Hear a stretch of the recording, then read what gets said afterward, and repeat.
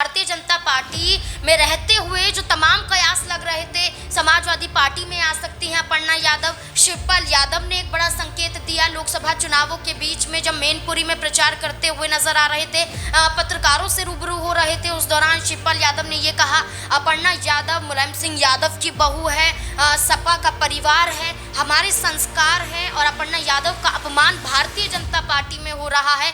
विधानसभा seat के लिए ही अखिलेश यादव को यादव चेहरा ही उतारना चाह रहे थे।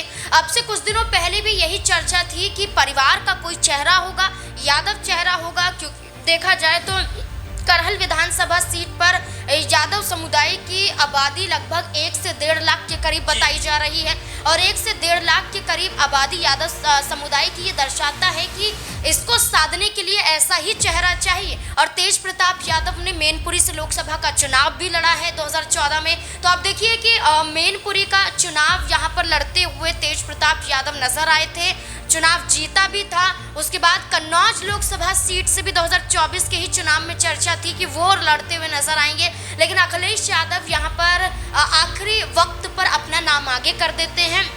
और उत्तर प्रदेश की सियासत में इस वक्त सबकी निगाहें होने वाले 10 विधानसभा सीटों पर उपचुनाव को लेकर के है और इधर देखा जाए तो अखिलेश यादव ने एक बड़ा फैसला ले लिया है, जिसके बाद से भारतीय जनता पार्टी भी असमंजस की स्थिति में नजर आ रही है। जी हां, हम बात कर रहे हैं जो खबर सूत्रों के हवाले से आ रही है, इसके मुताबिक मिल्कीपुर सीट से अवधेश प्रसाद, जो कि नए सांसद, नवनिर्वाचित सांसद हैं, अयोध्या यानी फैजाबाद सीट से उनके बेटे अजीत प्रसाद जो है उम्मीदवार हो सकते हैं। इसके अलावा करहल सीट, जहां से ये कह सकते हैं कयास लगाए जा रहे थे कि अपर्णा यादव को समाजवादी पार्टी टिकट दे सकती है, अपर्णा यादव की समाजवादी पार्टी में वापसी हो सकती है, लेकिन ऐसा हुआ नहीं।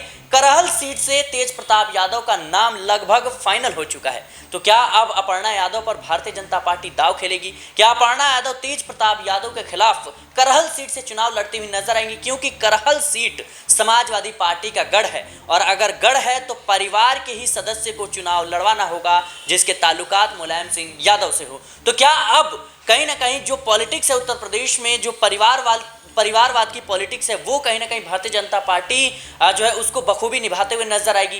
क्या तेज प्रताप यादव के खिलाफ अब अपर्णा यादव कहीं ना कहीं चुनाव लड़ती हुई नजर आएंगी? इन तमाम सवालों के जवाब जानने के लिए हमारे साथ नाजमीन मौजूद है। नाजमीन, कैसे देख रही हैं आप जिस तरीके से जो खबरें सामने आ रही हैं कि तेज प्रताप यादव जो है करहल सीट, जहां से अखिलेश यादव ने इस्तीफा देकर कहीं ना कहीं कन्नौज से सांसद बने, तो क्या लगता है आपको कि करहल सीट से तो अपर्णा यादव का अब समाजवादी पार्टी की तरफ से रास्ते जो हैं वो बंद हो चुके हैं, लेकिन भारतीय जनता पार्टी क्या अब कहीं ना कहीं उन पर दांव खेल सकती है?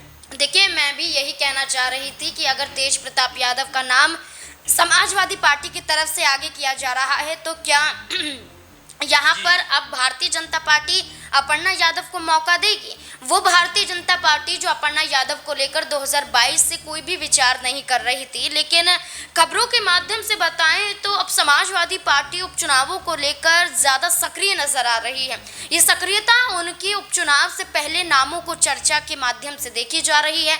जो नाम सामने आ रहे हैं वो कहीं ना कहीं दर्शाते हैं कि अब अखिलेश यादव पीडीए के तहत उपचुनाव लड़ते हुए नजर आएंगे। अखिलेश यादव ने पीडीए के तहत चुनाव लड़ने का ऐलान तो किया, लोकसभा चुनाव में भी पीडीए के तहत चुनावी मैदान में उतरे और यहाँ पर 37 सीटों पर जीत हासिल करते हुए नजर आए।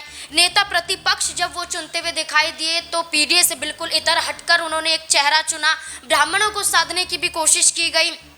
तो अब यह दर्शाया जा रहा है कि तेज प्रताप यादव का नाम करहल विधानसभा सीट से आगे किया जा रहा है। 10 विधानसभा सीटें हैं, 5 विधानसभा सीटें समाजवादी पार्टी की जिताऊ सीटें हैं और इसमें से करहल विधानसभा सीट भी आती है। और करहल विधानसभा सीट के लिए ही अखिलेश यादव को यादव चेहरा ही उतारना चाह रहे थे।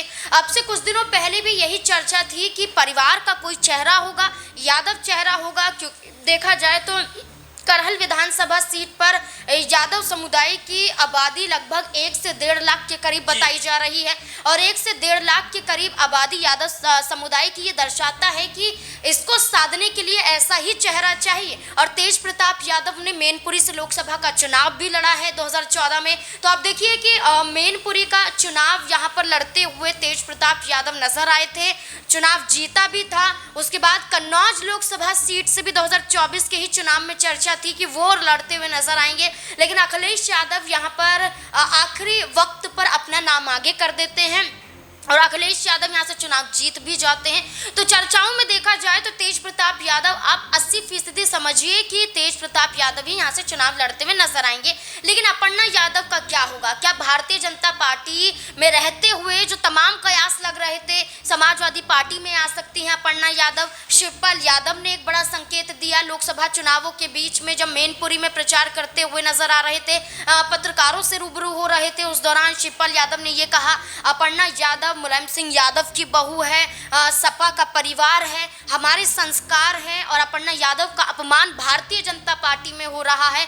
समाजवादी पार्टी में आती हैं तो बकायदा हम उन्हें बड़ी जिम्मेदारियों से नवाजेंगे। ये बयान शिवपाल यादव के हैं, आप कहीं भी जाइए शिवपाल यादव के ये बयान आपको हर जगह मिल जाएंगे। अखिलेश यादव आजमगढ़ पर अपर्णा यादव के दिए हुए बयानों पर या समाजवादी पार्टी के धर्मेंद्र यादव पर जब प्रत्याशी के रूप में उतरे थे, पलटवार करती हुई नजर आई थी। अखिलेश यादव ने अपर्णा यादव का बचाव किया, मुद्दे से वो पत्रकारों को कहीं ना कहीं दूसरे मुद्दे पर ले जाते हैं, लेकिन अपर्णा यादव पर नहीं बोलते।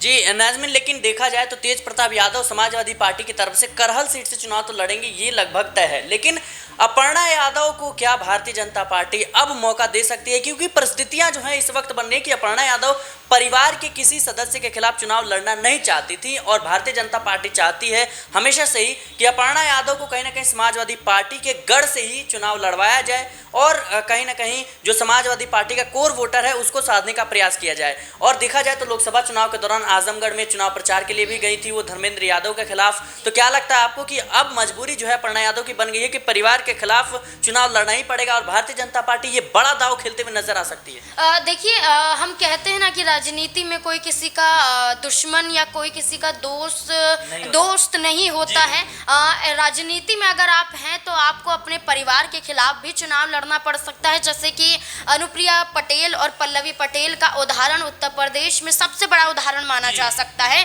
कि पल्लवी पटेल इतने भी तैयार हो गई थी समाजवादी पार्टी के सामने कि मुझे मिर्जापुर से चुनाव लड़ना है, समाजवादी पार्टी को 3 सीटों का कहीं ना कहीं दाव हमारी पार्टी के तहत लगाना ही पड़ेगा। फूलपुर के साथ यहाँ पर मिर्जापुर की भी मांग करती हुई पल्लवी पटेल नजर आई थी।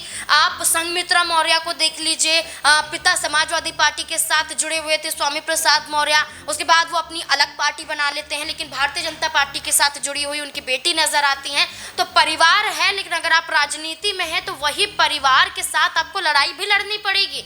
जहां लोकसभा चुनाव के बीच में मैनपुरी से चुनाव लड़ने से, कन्नौज से चुनाव लड़ने से, बदायूं से चुनाव लड़ने से साफ तौर पर इनकार यहाँ पर अपर्णा यादव करती हुई नजर आई थी। और अपर्णा यादव ने ये तक कह दिया था कि मैं रायबरेली केसरगंज से चुनाव लड़ने के लिए तैयार हूँ, लेकिन भारतीय जनता पार्टी जब तैयार नहीं हुई। लेकिन ये कहा जा रहा है कि अगर भारतीय जनता पार्टी करहल विधानसभा सीट से अपर्णा यादव का नाम आगे करती है तो अपर्णा यादव को चुनाव लड़ना ही पड़ेगा। और पारिवारिक मुद्दों के तहत देखा जाए तो ये एक बड़ा जंग भी देखा जा सकता है, क्योंकि एक तरफ तेज प्रताप यादव भी परिवार का हिस्सा है, अपर्णा यादव भी परिवार का हिस्सा है, लेकिन भारतीय जनता पार्टी सहमति जताएगी या नहीं ये बड़ा सवाल बन जाता है। क्योंकि देखा जाए तो अब से कुछ दिनों पहले अनुजेश प्रताप सिंह का नाम भी सुर्खियों में था कि वो करहल विधानसभा सीट से चुनाव लड़ सकते हैं, लेकिन अभी देखा जाए तो ना तो अनुजेश प्रताप का नाम सामने आ रहा है, ना ही अपर्णा यादव का नाम सामने आ रहा है। अब ये देखना होगा कि अपर्णा यादव करहल के लिए आगे की जाएंगी, मिल्कीपुर से आगे की जाएंगी, मीरापुर से आगे की जाएंगी,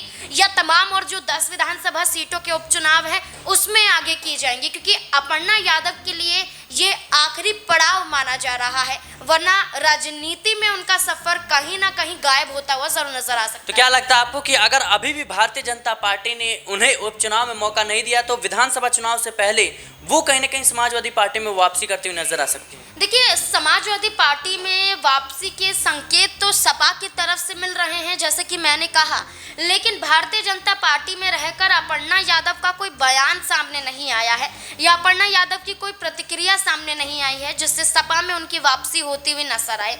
लेकिन हाँ, जरूर ये कह सकते हैं कि अपर्णा यादव विचारधाराओं के तहत भारतीय जनता पार्टी में 2022 में शामिल हुई थी।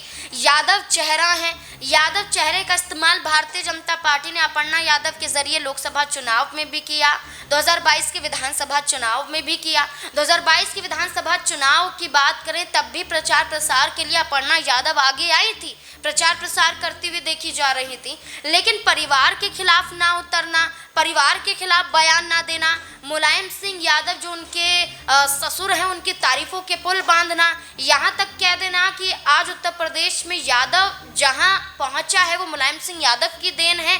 तो ये अपर्णा यादव के ये बयान भी ये दर्शाते हैं कि वापसी हो सकती है, लेकिन भारतीय जनता पार्टी के एक फैसले पर निर्भर करेगा। भारतीय जनता पार्टी ने अगर अपर्णा यादव को टिकट दे दिया तो ये वापसी के संकेत कहीं ना कहीं खारिज होते हुए नजर आएंगे।